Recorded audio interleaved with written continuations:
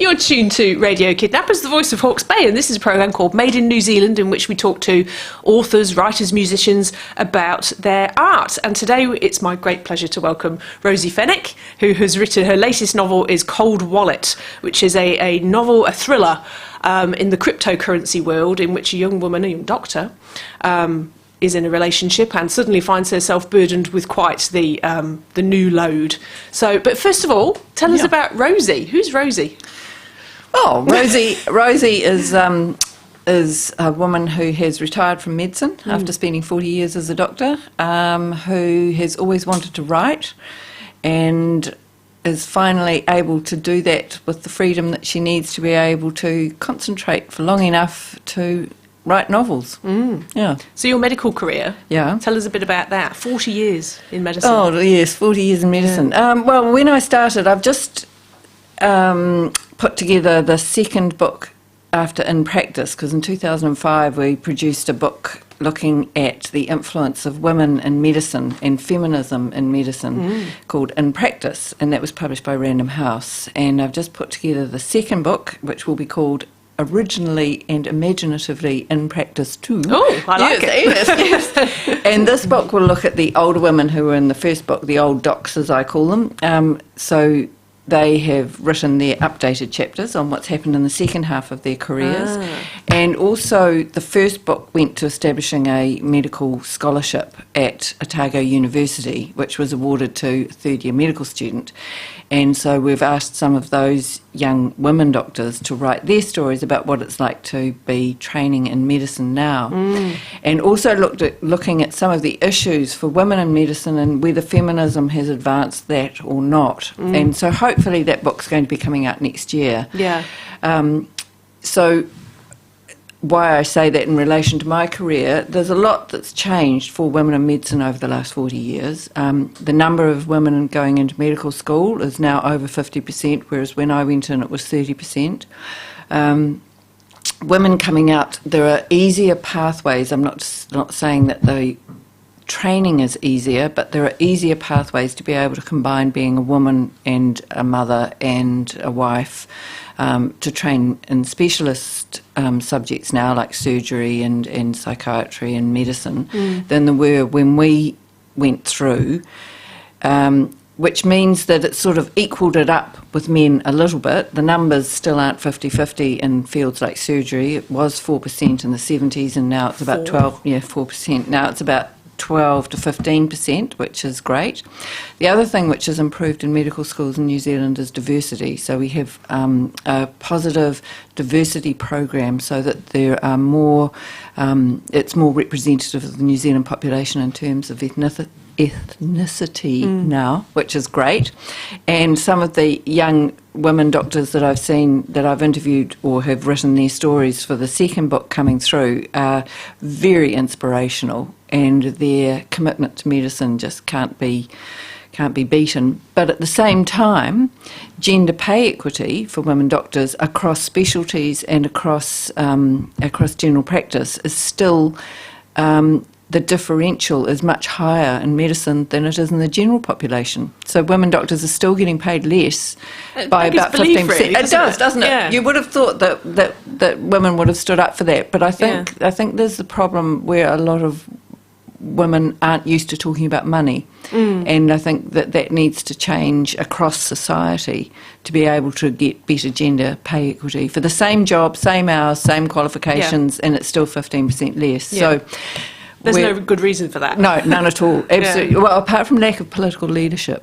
Okay. Yeah. Advocacy. Political leadership. So there's no directive from the Minister of Health that women are to be paid exactly the same as men for the same hours, same job, same qualifications. I know, and they shouldn't have to be. No, well, Britain at least has done that.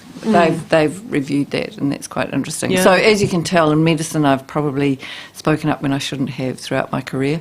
But or when somebody needed to, perhaps. Yeah. But at the same time, I've also concentrated on general practice and women's health, and also worked in the last 20 years doing ACC assessments. So I've seen a lot of the cruelty which happens in New Zealand as far as child abuse is concerned, and how that impacts on the population, and how New Zealand is not always a great place to bring up kids, and how that reduces the potential of some of the best and brightest amongst us, and that's been quite tragic. So the stats are not good, are they? The stats are terrible. Yeah, and we need to work as a society to improve that. Yeah. So GP and GP, but subspecialising in women's health. Yeah, and occupational medicine. What's occupational medicine? Occupational medicine is the medicine of work. So if you go and work in a factory where the fumes are toxic, occupational medicine will look at that, and then look at how the conditions which those toxic fumes have caused can be treated or ameliorated, preferably stopped from happening in the first place, and also looking at the downstream effects of work injuries. So that's huge. There's a lot of politics in there as well. There is a lot of politics, and a lot of research and scientific information, which is really interesting. It's fascinating. Yeah.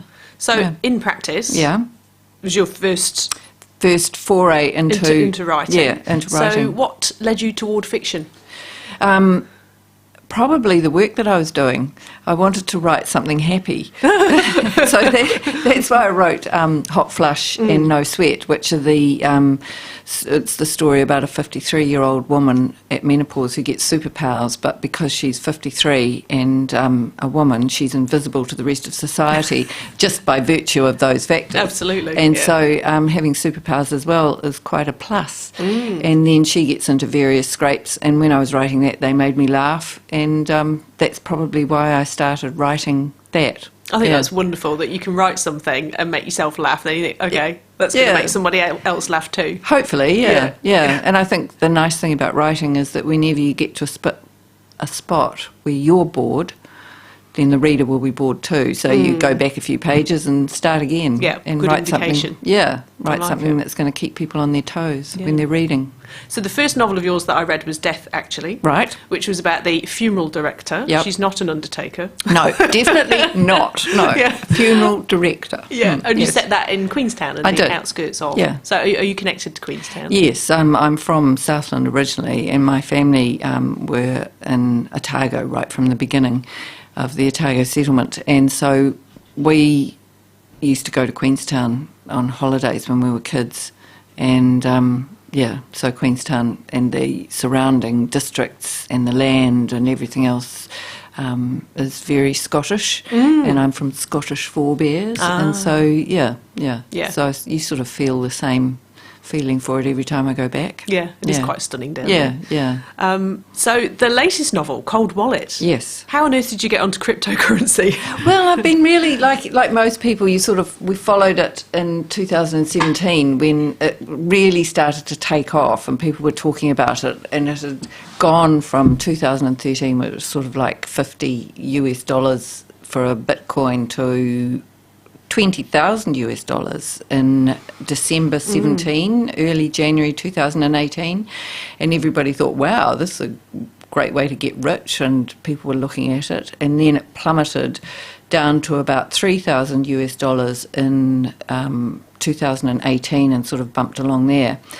And so I've always been interested in new ideas and technology and disruptive technology and how that's going to influence everything that we do in society. And in fact, if you look at the developments across society, we had the hunter-gatherer stage, then we had the agricultural stage, then we had the industrial age, and now what some authors have postulated, probably more right-wing libertarian, which I had to research a lot for Cold Wallet, but doesn't negate the fact that we're probably in the information age. Oh, okay.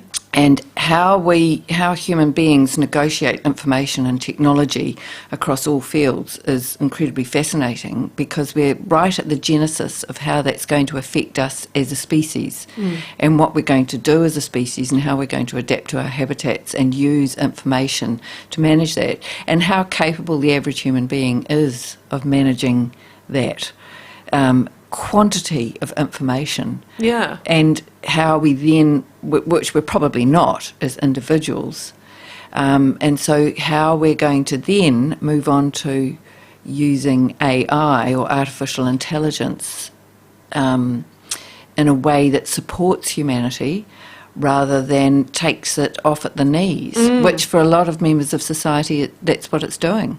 Because there are theories that our brains are not ready.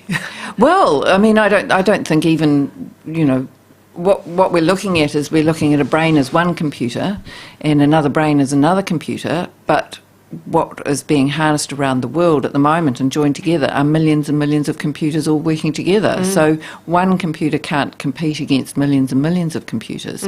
So it's how that technology interacts. And the development of cryptocurrency came in 2008 when the financial world let down most of society, and we had the Great Recession because of a collapse, because people were playing fast and loose with other people's money in a way that most people didn't understand, and we almost plunged the world into a huge depression.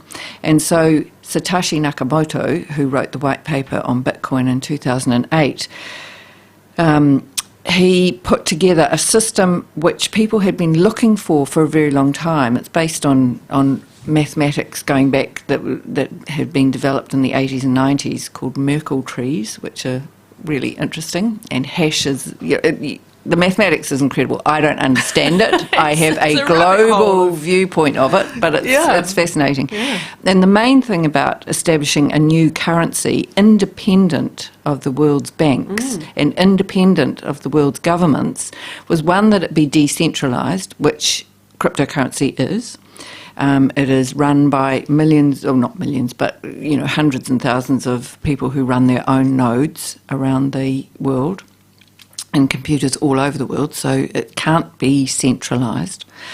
So it therefore can't be controlled by anything except the market. It's a bit terrifying when you think about it. Well, it's also liberating, because if you were in Venezuela and one night you went to bed and you had $100 spending power, and then in the morning you wake up and you've got $25 spending power because the government has decided to devalue your currency, that's more terrifying to me than people adjusting their own fate on decentralised computers and without having to pay huge transaction fees, which the banks demand. So the banks, of course, have been mounting a wonderful PR policy against cryptocurrency all around the world, but I think they've finally given up, particularly this year when some international banks and international money funds have bought cryptocurrency and used it to shore up their investment portfolios to about 5 to 10%. Yeah, you can't beat them. Yeah, exactly. And I think they've realised that this is a technology like the internet, which is, if people tried to take away the internet from all of us right now, can you imagine the howl of outrage and what would happen? So it would be 5% relief. Yeah. 95% not. Yeah, so it's fascinating. Yeah. So this is more of a psychological thriller. Yeah. It really has you on the edge of your seat, wondering what the heck's going on. And our main character, so Jess, thank you. Yeah. I'm terrible at remembering people's names in books. We're not quite sure about her for some of the plot too, because we know she's got this backstory of strife and tragedy, and so I really like that aspect, that it's mostly from her perspective, but is she reliable? So what aspect of that psychological thriller, because it's a bit of a departure for you writing, what appealed to you, what got you going down that route? It's difficult to say, because the characters themselves, once they get into your psyche, they do it. And so when you're writing, like Henry, the male antagonist / protagonist. Dodgy Henry. Yeah, Dodgy Henry, who is written in the first person. Jess is written in the third person. Henry just popped up out of nowhere one day. And it's where the story after a while, when you have the world embedded in your head, when you're writing, and you see the people and you see what they're doing, they take over a little bit. I know it sounds a bit spooky, but I suppose it would have to. You've got to be that invested, haven't you? Yeah. And so they have their own stories and their own lives. And the other thing too is that there's no one person who's entirely good. And no one person who's entirely bad either. Yeah. And so you can't have a heroine who is just perfect. Yeah, no, that wouldn't be. No. So that's why she's unreliable, because she's I don't think she's particularly proud of her background. I've written the question there, but I think we've talked about this a little bit. So it's in your varied 40 years of medicine. I've put, there's some really disturbing male behaviours in this book. You know, I said dodgy Henry, but he's quite the manipulator. Yeah. And there are others that we won't do plot spoilers. But did you research that, or is that just behaviour that you've witnessed? If you think that we were talking before about the what goes into developing a book and story. My first reader was horrified by what I put in the book, and from what Henry had done, was doing, and I didn't think anything of it. Yeah. And so that's just normal exposure to what happens in New Zealand sometimes. And so I had to go back and clean it up. Oh, it was more disturbing. Yeah. Okay. Much more. That's interesting. Yeah. So the stuff that's there has been sanitised. Yeah. Yeah. Yeah. But I suppose that the career that you've had, you would have seen everybody. You know, every walk of life, and and it's not, I suppose, abusive behaviours. They're, as we know, not confined to one section of society. No, absolutely not. No, they cross all demographics. Yeah. This was something that I when we read it, and it's not Henry. What's the Andrew? Yeah. Jess's husband. They're newly married, whirlwind romance. Yeah. You know, just the most perfect thing. And then they're on this idyllic island, and he's got this medical condition. Yes. Why did you choose this particular medical condition? Because I read it, and I read it, said to Gareth, wow, that is a very explosive death. So talk us through that a little bit. Well, the original idea for the book came from real life. And there is a company called Quadriga, which was the Canadian cryptocurrency exchange, which handled about 70% of all cryptocurrency transactions in Canada. And one day, the young man who owned the exchange went off overseas and died. And when he died, the passwords to the cold wallet couldn't be found. Real life. Yeah. Yeah. And so 80% of transactions in Canada were lost, and people lost a lot of money. Now, since then, and that's when I heard that, I thought, that's fascinating. Imagine what people would do, and why did this happen? And so, truth is stranger than fiction. Truth is stranger than fiction. And he died of that condition. So I copied, and my knowledge of medicine means that I understand how that disease would play out and cause that death. Yeah. I don't know if that's how he died. I have no idea, but I know that he had that condition. Yeah. And so I used that unashamedly to then develop a character who is not him, and develop a plot who is not him, or anything like it. Let's be clear. Yeah, absolutely. So it was an inspiration, but not the background for the book. And so they were inspired by real life events, but they are not real life events. And I know nothing else about what happened at Quadriga apart from that one sentence. Yeah. But so that was the thing for it. And the other thing too is death happens. And it happens messily. Yes. It's not a nice, clean I think that's why I had process. a wow moment. If somebody, dies, they're in a thriller, they're shot, or they have a heart attack, or something clean happens. But that was and it made it so convincing. Oh, good. Yeah. So, thank you. Yeah, I liked that. Yeah. That's what a writer wants to hear. Oh, good. Yes, because you're working really, really hard to create a world, and it's nice to hear that it worked. Good stuff. No, I've thoroughly enjoyed this book, as I think you can tell. So, just for our listeners, cold wallets and hot wallets, can you explain what they are? Right.